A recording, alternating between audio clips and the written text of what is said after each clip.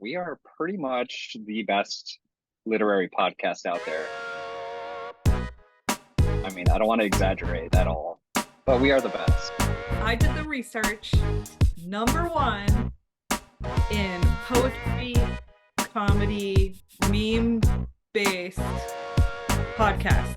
Top tier. Are probably going to be asked to be judges for like the National Book Critics Circle Award. Yeah. You know, if we have time, we might accept. We'll see. We won't have time. It took you an hour to find a snake. We don't have time. I like Googled, I'm like, how to get a serpent, like if a serpent gets loose in the house. Surprisingly, there are a lot of internet hits for how to find like a missing snake in the house. One of them was like, oh, like they're just like small noodles with heads. They can get anywhere. And that was enough for me. We've done this before, sadly.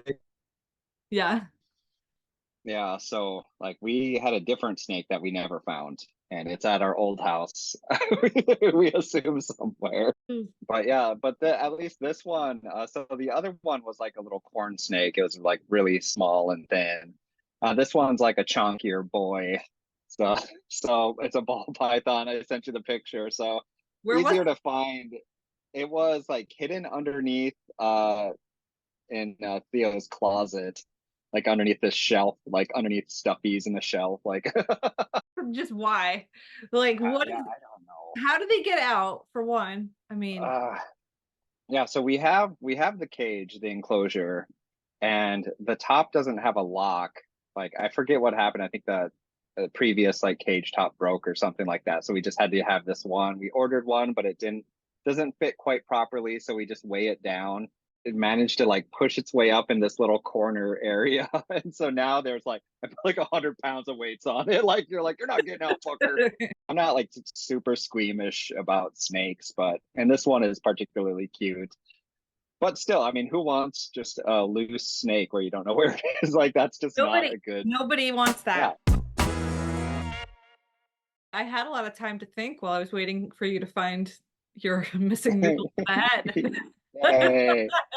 And it made me think of something I wanted to tell you, which is I feel like well, not just me, but I feel like all poets are Jennifer Lopez. Let me explain. Okay, please do. Often we let the laundry pile up in the house, as most people do. And so when it's time to fold it, it's like a huge project. So I usually find whatever I can find on to like mindless to watch, like something where I can walk around my room and put things away and feel like I'm not missing anything. So I was like, J-Lo documentary, yes, play. I start watching it. It's a documentary about a movie she's making, and the movie is like a musical.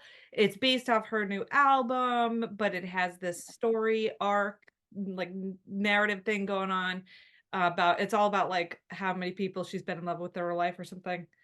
Anyways, I have not watched the musical and I do not plan on it. However, watching the documentary was fascinating because she's like, nobody wants this. Like nobody asked me to do it. Nobody's gonna pay for it. No celebrities want to be in it. No studio will take it. But yes. I am an artist. This is my art. And therefore, like, I must go on and do this or whatever. And I was like, damn, she's a poet, man. I love her now. That's amazing. But it's funny because like all the poets are they're all trying to claim Taylor Swift now because she has this upcoming album, Tortured Poets. Yeah. So people are like tagging her in tweets, like poets are tagging her in tweets, like let's get Taylor Swift in on this. Like maybe she'll give us that financial boost we need. No. Yeah. We need to bring in J-Lo because she funded her own movie for her stupid idea. I love it. I feel like she would get us. So like she could be the next sponsor for Table for Deuce. Just, humiliating herself repeatedly for the sake of the art. And damn, did that hit right here. Well, I'm excited for today because it's going to be a little different. We're going to talk about odes, or at least one ode. Yeah, yeah, Um, one ode in particular. Let me get started. Welcome everybody to Table for Deuce, where we shoot the shit about all things lit, and also a lot of things that are not related to lit, just because that's, this is our life. This is who we are. So with me, of course, is Kate Hanson Foster. Kate is the author of two wonderful books of poetry, Crow Funeral and Midriff.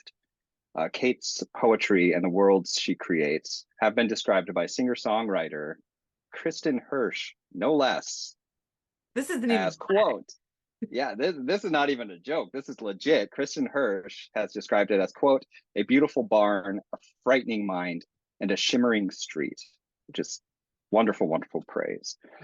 But the truly frightening thing is that up until just 2 weeks ago, Kate actually didn't know the difference between Lambda Literary and the Lambada, the Forbidden Dance.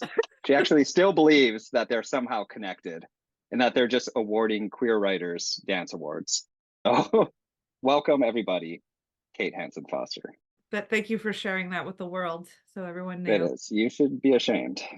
We're going to talk about odes today. And I've played around with Chat GPT before when it comes to your bio. So I thought I would go back to the well, which is AI, the well of knowledge, the future.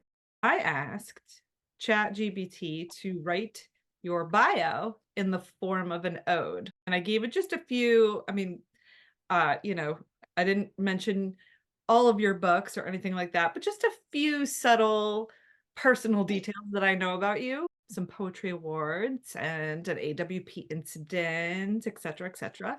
So let me read my ode to Michael Schmeltzer. In the wild world of poetry, where words do cartwheels, lives a poet who's like a box of hilarious eels. Michael Schmeltzer, with kindness as his sword, once got kicked off a panel. My word! With a smile so sweet, he tried to be nice, but they said, sorry, buddy, you'll need to roll the dice. So off he went with a shrug and a grin, thinking, well, at least I've got my useless phone to win. His Android phone. Oh, what a sight to see. More glitches than a computer from 93. With each beep and buzz, it's a comic parade, a perfect match for his humorous charade. Michael has won awards galore, from poetry contests to accolades more. With a trophy in one hand and his useless phone in the other, he's a poet who's like no other. And let's not forget his co-host Kate, with whose usefulness rivals that of a broken crate. With banter so witty, she adds to the fun, a dynamic duo, their podcasts just begun. Well, I love that it roasted both of us. Well, I did. Wow. I wrote, like, because you feed it information and then it like spits something at you and then you feed it more. So I fed it like the initial information. I was like, I need you to write, a bio in the form of an ode, or like write an ode to Michael Schmeltzer. And then once it did it, I was like, oh, and make sure you mention Kate the co-host. And then I like rewrote it and I was like, perfect. Making fun of my phone too. That's below the belts. I'm gonna go back to my Nokia flip. That's it. Do you write odes? Do you write have you ever written an ode? It seems like such an old-fashioned thing. I know there are a ton of modern odes and things that would probably be considered odes, but it just seems like such a harkening back.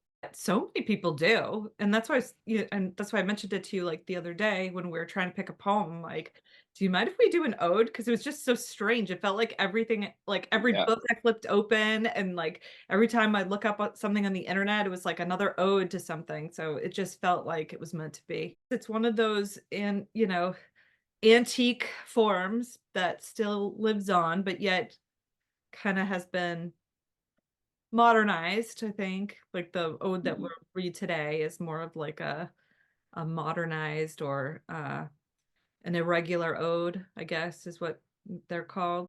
Traditionally, odes were sung. They were like musical poems, and they required lots of movement and things like that. It's a fascinating little form to me because it's one of those things that I think is just aims to project a mood more so than anything else. Like whether it's like, just admiration for something or just a celebration of something.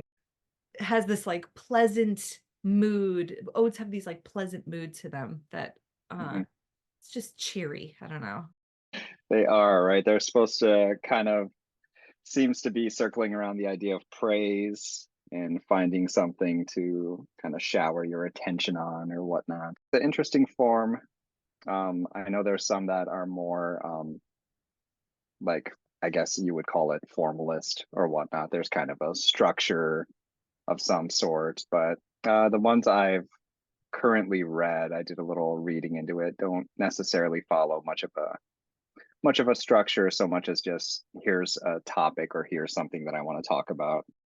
I remember there was a poet, and this is one of my favorite editing stories. A poet wrote a poem called Ode to a Paperclip, and I had read it.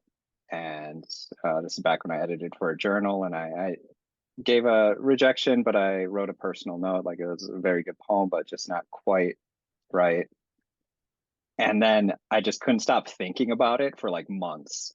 And so months later, I wrote the poem. And I was like, actually, can I have this poem to publish? Like, I've made a mistake because I don't know, it just stuck with me. That is the only time I think I've come back and like humbly went to the writer, like, I'm sorry, I actually do love this poem.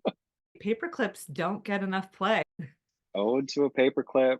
Shout out to Jennifer Sperry Steinorth, who is a great poet, has a couple of books out. So she was the one that wrote that poem. And so I love that story and I love the poet. So good job, Jennifer, for humbling me and, just proving that I am sometimes not awesome at editing. So, which is a good reminder. Everyone should be reminded and humbled. Well, I'm excited about our ode for today. Ode for You Walking by Brian Simoneau. And if we're ready for our toast or roast segment, we could read it. Hey, let's go right into it. So this was published originally in Harper Pallet. I actually don't know what year it was published. Um, but I do want to say something real quick about Brian Simoneau. So he last show or last recording that we did, the show that will be coming out soon. We talked with Matt Miller, who's from Lowell. Brian, just like a fun fact, he's originally from Lowell as well. I don't know him very well. I don't really know him personally at all. But Mhm. I can say that he is one of the very few poets that I read one of his poems and I was like, wow, I love this poem so much. Like I need to read more of this person's work. Just buying like that almost like never happens anymore. Like we're usually buying books to support our friends or support the Mhm. community, support local, like, other writers. And it's rare these days that I come across a poem of someone I don't really know, and I'm like, I need to have their book. He has a couple of books. He has one, No Small Comfort from Black Lawrence Press, which was his newer book from 2021, and then Riverbound, sorry, from CNR Press, 2014. So, Ode for You Walking by Brian Simoneau. Today I have done my best to clear snow and ice, to make your passage safer. A stroll in the park. You dog walkers, speed walkers, neighbor lady taking your purse for every 3 times daily trip around the block. You stroller rollers and arm-in-arm saunterers. You neon sneakered speedsters and chunky booted sloggers. Yes, Bluetooth dude, even you, talking as if to yourself and pretending not to see your dog doing its morning business in my neighbor's yard. You every day make my day. Footsteps scraping, clopping a steady beat, your back and forth, passing calls me to wonder where your way wends. You give me footprints in melted slush, path I can follow through the muck these weeks have left in their wake. Ode for You Walking By. I like the celebration of these like small temporal moments, you know, that they're just sort of like these fleeting, the mundaneness of like fleeting human activity. I also like how it's when you think it's like ode to you or ode for you walking by, and the you Mhm. is all of these different characters. It's kind of like these little like archetypes of characters, which I love. It's like not, you know, it's like that you have this observer, right? But the you know, like what was it? The neighbor lady, you know, Bluetooth dude, like they're just sort of these like archetypes that sort of, but yet they're like intuitively, there's like this intuitive connection there too, because everybody knows like the one where the like guy's like walking his dog and pretending that he doesn't notice that his dog shat, you know, in the Yeah. neighbor's yard or whatever, like that just sort of like intuition, there, I love too. There's sort of like a controlled ambiguity in that. One of the things I liked immediately about this poem was it, as far as if you're thinking about ode and kind of its ties to music and lyricism, that like there's a lot of wonderful sounds throughout this poem that I really enjoyed. You stroller rollers, arm in arm saunters, neon sneakered speedsters. Like there are all these very like delicious sounds that come out of this poem, which feels perfectly like appropriate for what an ode should be. It should be a very lyrical, musical kind of experience. So I think Brian does a great job with that. I really enjoyed that. The rhythm and the pacing of this poem Mm. really, really fits for me. There was a couple of phrases that kind of like, and you even I think stumbled just slightly. The "you every day make my day," just Yeah. one of those phrases that like once I had to, and I did the same thing when I read this poem, is that it just tripped me up. The phrasing there just trips me up, and I'm trying to figure out if that's a good thing or a bad thing, because it's like it's interesting, the phrasing is interesting and it makes sense once I stop to think about it, but as far as the actual reading experience of it coming out of the mouth, that's always the spot that had tripped me up. Yeah, I think it's something where like a simple comma could have fixed that problem there. And this Mhm. doesn't seem to be a poem that's anti-punctuation or anything like that. So I think maybe if there was just a couple of commas in that line, like "you every day make my day," Mhm. to sort of give you that pause. I felt a little bit similar to the following, or like maybe it was the last couple lines, because it's an interesting line, but I Mhm. had to read them. The "you give me footprints in melted slush, path I can follow through the muck, these weeks have left in their wake." I had to read it a few times to, you know, to piece together like the visual a little bit. You know, you have the footprints, you have muck, and then you have like again like this sense of time and everything. It was saying a lot in one in those Mhm. two lines. That it's still a great ending, I think. But I definitely read it through being like, "You give me footprints in melted slush, path I can follow through the muck, these weeks have left in their wake." Do you know what I mean? Yeah, the basically the everything after the "you every day make my day," I just rhythmically it kind of trips me up. Like, you have to work to Mhm. kinda get the meaning, you know, because it's, you know, it seems very simple, like, "You give me these footprints," that's pretty easy, you know, and then "follow through the muck, these weeks have left in their wake," and kind of the introducing this s block of time at the very last line of the poem, like, these weeks, um it's, you know, it's because it starts with today, like, "Today I did this," so it feels like a very, Mhm. like, just one little moment in time and then ends with this kind of, you know, this concept of a longer stretch of time. I thought this was a good poem, especially, you know, for March, like, the month of March, Mhm. and that sort of melty, muddy, mucky, spring-like feel, and you could see it, you know, this sort of sidewalk, stage here. The visual on that is so clear. Like, so we don't really get that as much here in the Northwest. Like, we maybe get snow a little bit, but I mean, like, it definitely conjures.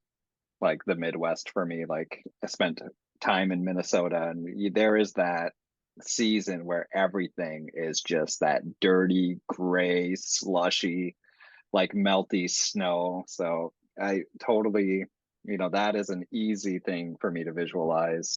And I'm sure a lot of people can identify with that.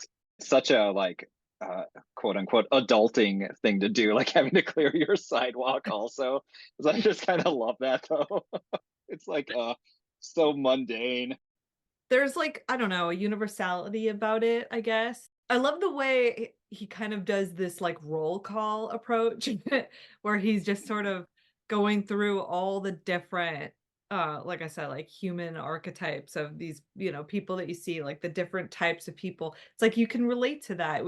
I could think about no matter, looking out on my own sidewalk, that there's always going to be the Bluetoothed guy. There's always the guy who, or the person who lets their dog shit in a neighbor's yard. There's just something so universally common, I think, about all of this. I think it's even more enjoyable to think about that in terms of like in an ode format, just sort of like an ode to these regular common walker, people walking by, like just common mundane life. One of the things that I found a little bit conflicting for me personally is the fact that this reads almost like a list poem to me rather than an ode. There is a lot of, as far as the mood and the tone goes, it is a very joyful piece, and it is very full of praise in that. But the kind of the way that it goes from person to person, the ode itself almost bypasses the people for this idea of someone walking by, not even the specific people walking by, but this idea of this cast of people. So in a lot of the odes that I have been reading in kind of preparation for this, there's usually like one kind of specific, like, if you think in Neruda, like ode to my socks or ode to the tomatoes or whatnot, there's just one thing. An object. And yeah, an object or a thing or whatever, but, or ode there, I think there was an ode to my sadness somewhere that I read too by a poet. But with this one, it's almost like it goes by a little bit too fast for me.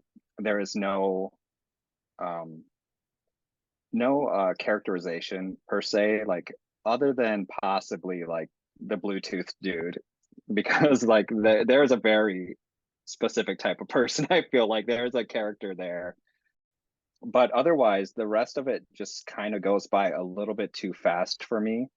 And there are so many areas that are just ripe for a little bit of expansion and a little bit of more three-dimensional characterization. Kind of reminds me of the Denusha Lameris poem, Small Kindnesses.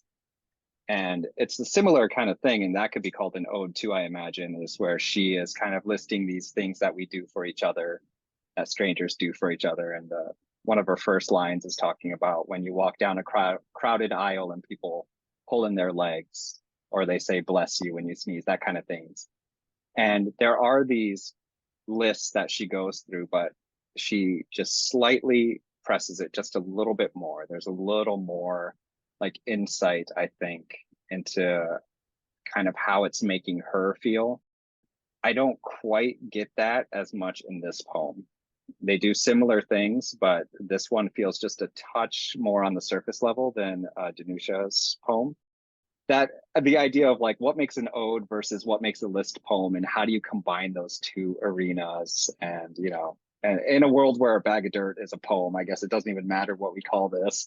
But I find that interesting. Like, is this more of a list poem?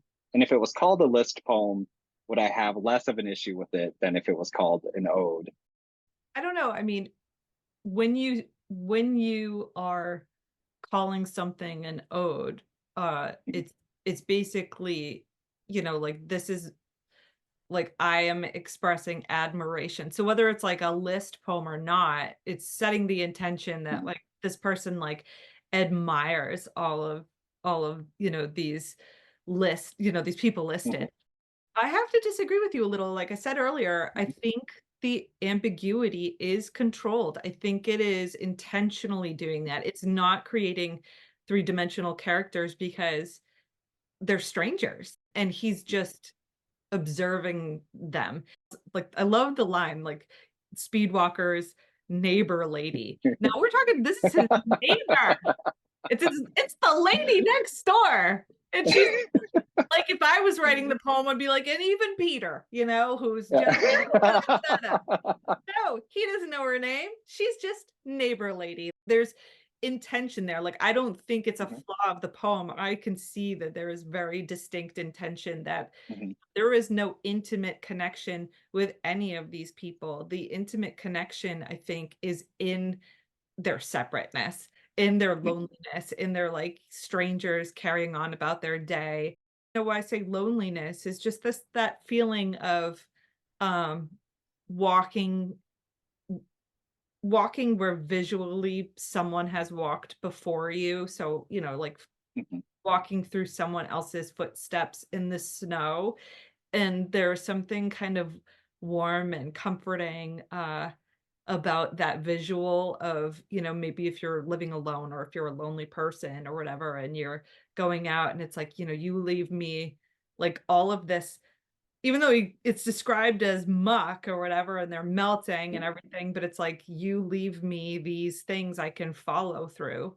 And I love that. I love that visual of, because I think we've all been there. And that, again, just kind of taps to this universal feeling or universal ways that we kind of operate.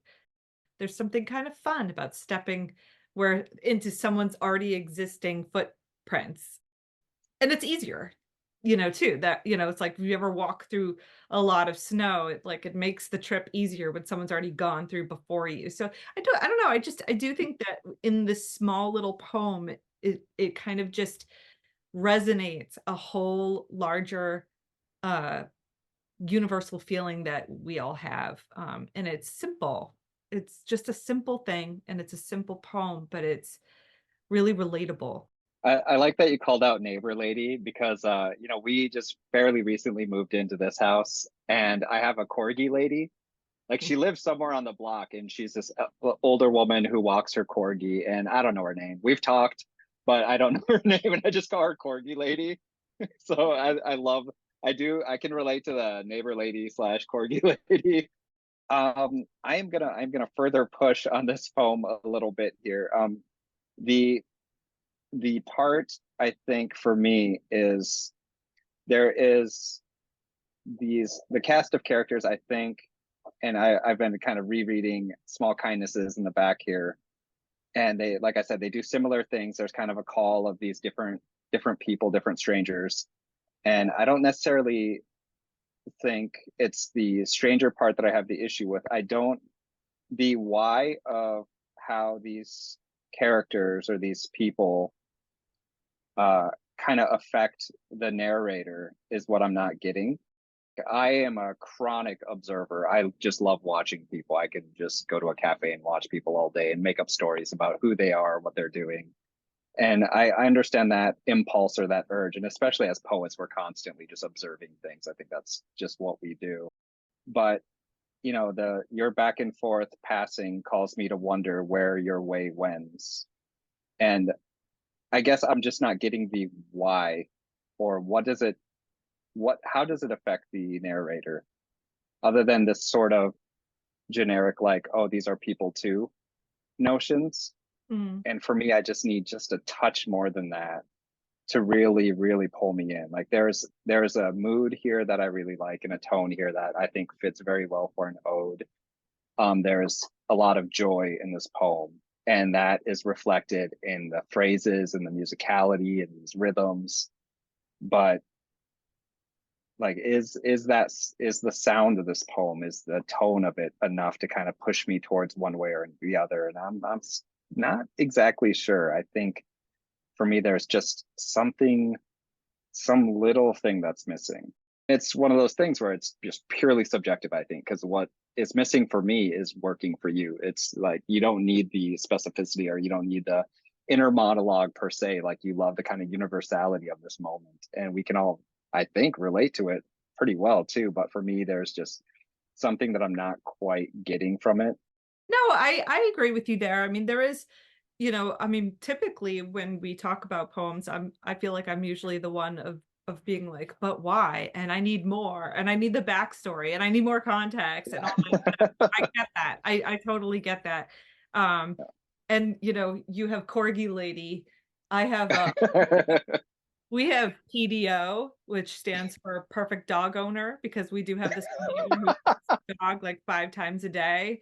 I think there's just this instinctual thing in us that we sort of create these little narratives of the people that we see. And so maybe it's not three-dimensional, because how can it be? But it's kind of like how we characterize. If you see something, the same thing repeat itself every day, because things Mhm. don't usually change. When you see someone walk by your house, it's gonna look the same Yeah. pretty much every single day. And I think the poem needs to kind of reflect that. If there was like, and there goes Denise, crazy Denise. She got out of the methadone clinic. And like I don't like creating too much, like just too many stories, when the point I think is a little bit about loneliness and strangers. Just to kind of piggyback on your feelings about Mhm. some of the stuff that you said, I did find, there was one question where at the very beginning, the first line, "Today I have done my best to clear snow and ice." Um, I have done my best, it's like obviously Mhm. um, I don't know why, shoveling a path of snow and ice is would be hard in this situation, and also clearly didn't do a very good job since there's still muck on the sidewalk. But anyway, in any case, what was the intention there? Like what to say, like, I did my best. There is a question mark there of, why today, for one, because, what is it about today? And then also like what the heck has happened in those weeks aside from Mhm. just time passing, seasons changing, snow melting. And I get that. So I could go either way. I could go from wanting more to Mhm. be fully satisfied and satiated, just a very small nod to these temporal pleasures of, simple existence. It calls me to wonder where your way wends, which is that almost a little too much alliteration there for me, even though we're talking about the sounds and the musicality of it all. Mhm. That one was a little she sells seashells for me. It's Um, it was a difficult one, yeah, but reading the that out loud. curiosity factor too of, how we do have just these instinctual human curiosities about one another, Mhm. as we observe, especially from our own spaces, like the safety of our own space. When we talked about the Soil by Irene Mathieu, we had a little bit of a hint as far as the motivation behind the poem when I read the kind of side note about her partner's accent. And with this one, there isn't any kind of explanation that I found or anything like that, but it would be kind of interesting. Is this simply an ode? Is it like I don't want to sound dismissive in any way, but is it kind of just like a feel good poem? Like, hey, I just love these people walking by. This is great. I do like that point that you made about the whole "you give me footprints in melted slush, path I can follow through the muck," and how that's easier to walk through. And I that was a point that I hadn't thought of before, but yeah, and I like that is very much a thing. Like it is so much easier to walk through these prints that have already been made. It makes more of a stable ground and all that stuff. So that is an interesting kind of emotional dynamic. Yeah, like you said, what is the speaker going through, or what has been happening in the last few weeks that kind of necessitated this poem, or kind of what is the catalyst here? And earlier when we were talking about kind of like what an ode is, and how like and what, when you write an ode, what the purpose is, and I really do think it is about just conveying a mood. Like, you can't not read the poem and afterwards just kinda, like, smile at the simplicity, and the quirkiness, and just this overall, affection for something kind of so insignificant and very, like, impersonal, but also, like, strangely intimate. And I think that can be what it is and be only what it is. I'm not so sure this needs to be that much more. I did wanna say something about, Brian Simoneau. He's constantly, this is my opinion, constantly putting out good work, like, he's consistent, and he's not particularly loud on social media. I don't even really know him that well, but I feel like whenever his name pops up and I read a poem, like, he's consistently good. He's kinda, like, silently doing the good work, and I really enjoy that about his work.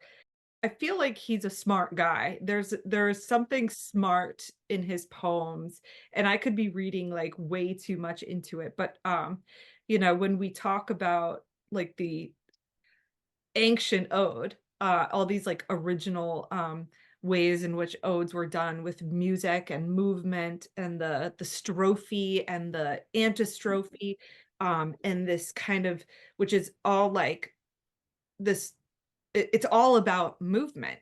And so I couldn't help but wonder, and, this could be an overread, but I couldn't help but wonder if maybe, like, there is a little bit of a nod there to kind of the original intentions of odes by the form of the poem, which definitely kind of gives you this sense of, like, a an ebb and flow, kind of feeling, which is sort of the original intention of the ode. There are, I think, bigger things, happening in here, even if they're not these concrete answers to, like, little questions that pop up from these details. Brian is definitely talented. Knows there is full control, mostly of this poem. Like that is not in question whatsoever. It gives the impression of like footsteps a little bit too, right? It's kind of left, right, left, right. Oh, So it works. The form itself is working for me. the arrangement of the form having that same ebb and flow, like the original, movement of the old-fashioned ode. This happens to me all the time, and I don't know if it happens to you, but sometimes, like, you don't even realize that you're doing something, like, surprisingly smart. Like, be like, I wish I could take credit for, like, my own accident, like, if somebody makes a comment about a poem and Yeah. being like, "I love how you," like, "Oh, I love how you did this nod to the Pindaric ode," or like, I wasn't trying to do that at all, but there's, like, one of those little, like, serendipitous, things I think that could happen in our work, and so whether it was intentional Yeah. or not, to me, it just made this poem stronger. Those are magical little moments though, really. Like it's, poem is as good as the reader, right? Like they can bring in so much to the reading of something and just like elevate your work in ways that you didn't know possible. There's, like, the Mhm. conversation of between the reader and the poem that kind of happens, whether privately or in this case, publicly.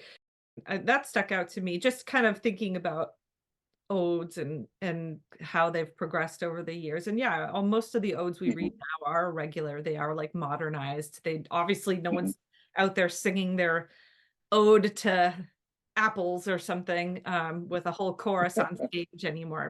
I put a lot of emphasis on the word ode. Like it's just has a very like it's like a strong, heavy word of affection. So Mhm. it's like to write an ode to something, it's like it's kinda it has this big deal energy about it, and then Mhm. but having the poem content be so simple, so, kind of like generic archetype characters and all that kind of stuff, I think it's sort of playful in that way. All right. Do you want to should do the official weighing in? Like like ancient Egyptian gods bust out the scales. Yeah, I can, this was my poem that I chose. And I want to make it clear too that I don't always choose poems that I love. I kind of like spin a wheel and it's like the what is it? The Price is Right wheel, and I like wait and see what poem pops up, and I'll be like, let's go. So just because I picked it doesn't mean that, I'm always going to toast it. But, I guess it's probably no shocker that I do toast this one for, for everything I already said. So I'm not going to repeat that. No, I think it's a nice little poem. Just I loved thinking about these different poetic kind of forms and how we kind of play with them. Even if they're old and antiquated, you take this kind of like old idea and play with it. And also I just love taking these simple moments like that there's no trauma, there's no political statement, there's no like big like over the top use of lyrical language, even though I guess you would disagree with me there, but I didn't find this like over the top lyrical, these beautiful lines, but they're simple, they're very pared down, very pared down, the characters are pared down. It's all so simple. We have like just these kind of like bare bones of a moment that is so relatable. And so that to me is something to be admired. I toast this for sure. And it made me have to go read about odes and strophes and antistrophes, and I learned a little in the process. So therefore, toast from me for sure. I do love the fact that we both pick poems that maybe we're not going to necessarily wholeheartedly love 100%, but they're always worthy of discussion. And I know that every single poem that we have discussed, someone out there will absolutely love. And that's part of why we do what we do, right? Because it's like we do want to talk about poetry and have more people read poems from people that maybe they haven't necessarily read before, even if we don't necessarily agree on opinions or whatnot. All of these poets deserve our respect and our attention. This poem by Brian is, like I said, we talked about it being an ode, and it captures this like joyful mood and this kind of moment, like you said, these characters and these sounds and all of that. There's so much working here that really is a delight on the page and a delight on the ears. Just a tiny bit holds me back because, like I said, there isn't quite enough for me to hold on to. And I feel like one of those movie critics that constantly says they don't like romantic comedies and this is a bad movie. And it's like, well, you don't like romantic comedies, why do you get to judge that? And I feel like it's one of those moments for me where it's like, there's so much working here, and I know that it is a good poem on so many levels, but for me, just because I cannot quite get enough from the speaker, that there's just not quite enough motivation or internal kind of emotional realm or world for me to like latch onto in the way that I like in my poems, I am gonna have to roast it. And this is in no way, shape, or form a statement against Brian's talent, or partially not even this poem itself. As an ode, successful. It works. It's a great poem, has great sounds. It's joyful. It captures like this moment, and there's this movement in the sounds and the form. All of that works.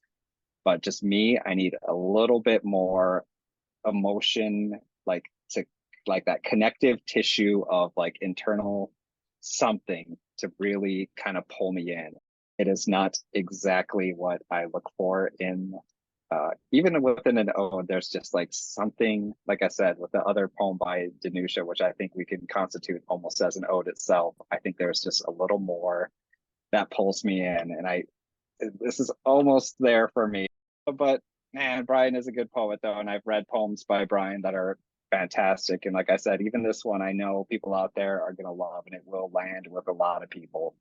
So this is a Michael Schmeltzer thing. It is not a Brian thing. No, I But I hear you. I hear you. I don't think you're saying anything too crazy. I mean, a lot of what you're saying, I know I've had similar feelings about other poems we've talked about where it's like I want to know more. And I think what maybe is happening here too is that, there's so much about this universal you, like the Hmm. collective you, all these people, and it makes you wonder more about the speaker. Yeah. There's almost like an imbalance of, there's just a little too much ode to the you, without really kind Hmm. of, we don't really get to know what the speaker is all about. Why Hmm.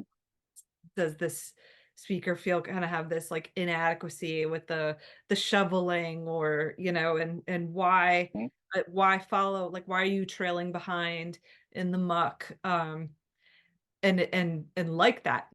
I think that there are poems out there that don't need to answer all the questions, and that's kind of Hmm. just how I feel about this one. There, while there may be questions and there may be us wanting more, I don't Hmm. know if we have to have it. I think maybe sometimes it's nice to leave some of the stuff unsaid, just for this Hmm. particular reason, to hash it out, and think Yeah. about it even more. Because when everything's presented to you perfectly, then, that doesn't provoke like additional thought. I'm very disappointed in you. I I'm am, kidding. I I'm am kidding. deeply ashamed.